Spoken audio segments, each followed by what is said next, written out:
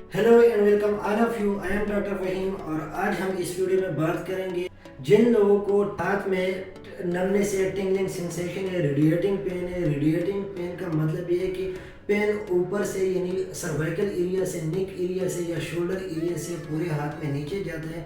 अब वो तीन नर्व्स की वजह से, medial nerve, ulnar nerve and radial nerve, depend करता है कि पेशेंट के कौन से जो नर्व है वो इफेक्टेड है। अब उसके लिए 3 स्ट्रेचेस एक्सरसाइजेज हैं। ये ऐसे एक्सरसाइज है जो आप घर में खुद भी कर सकते हैं। सबसे पहले मीडियल नर्व।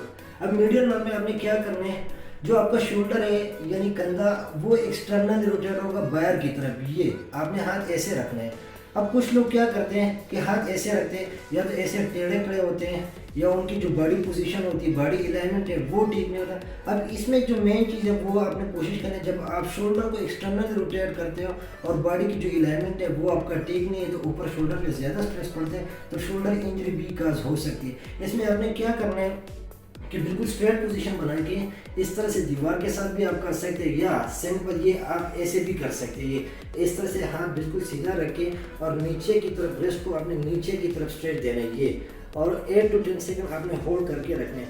बट इससे सबसे बेहतर जो इजी है वो ये है कि आपने दीवार के साथ ऐसे हाथ रखने दीवार पे ये, और आपने स्ट्रेट देने और अपोजिट साइड पे आपने हेड को टिल्ट करने दिस वन, और 8 to 10 सेकंड के लिए आपने होल्ड करके रखना है। ये रिपीट करने आपने 3 to 4 टाइम्स, और जो होल्डिंग टाइम है वो 8 to 10 सेकंड हो। अब इसमें जो मेन चीज़ है वो ये है कि आपकी यू पोजीशन हो।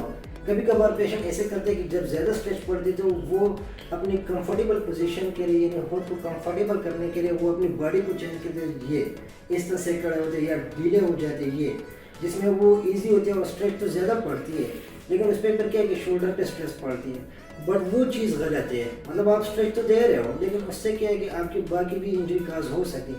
अब प्रॉपर यही पोजीशन में आपने बिल्कुल सीधे खड़ा होना है और आपने हाथ ऐसे रखने हैं। अब इसमें ये जो दीवार के साथ मैंने रेस्ट रखे, इसको भी आप प्रॉपर से देखें, और इसी तरह से आपने घर में करना। कुछ लोग ये करते हैं इस तरह से, ये भी ना हो, ये पोजीशन भी ना हो, या कुछ लोग ऐसे करते हैं या इस तरह से करते हैं, ये सारी चीज़ें ना। जो बेस्ट पोजीशन है वो ये है कि बॉडी बिल्कुल आपकी स्ट्रेट हो, जो शोल्डर है वो एक्सटर्नल रोटेट, और इस तरह से आपने करना। इसके बाद है अल्नर नर्व। अल्नर नर्व के आपने क्या करना है,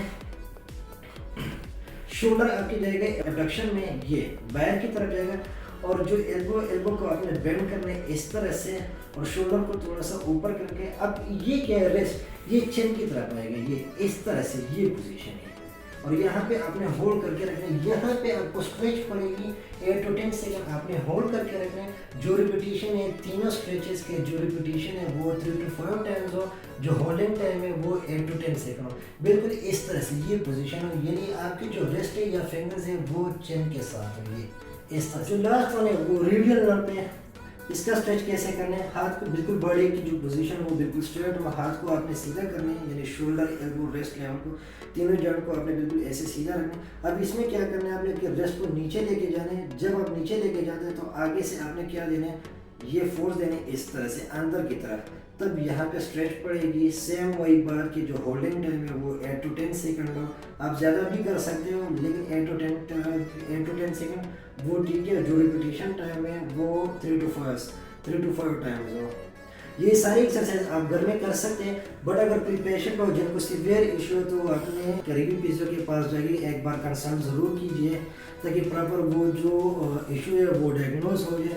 1 to 1 कंसल्ट करने के लिए नीचे दिए गए लिंक पे आप कॉन्टेक्ट कर सकते हैं। Have a nice day, thank you.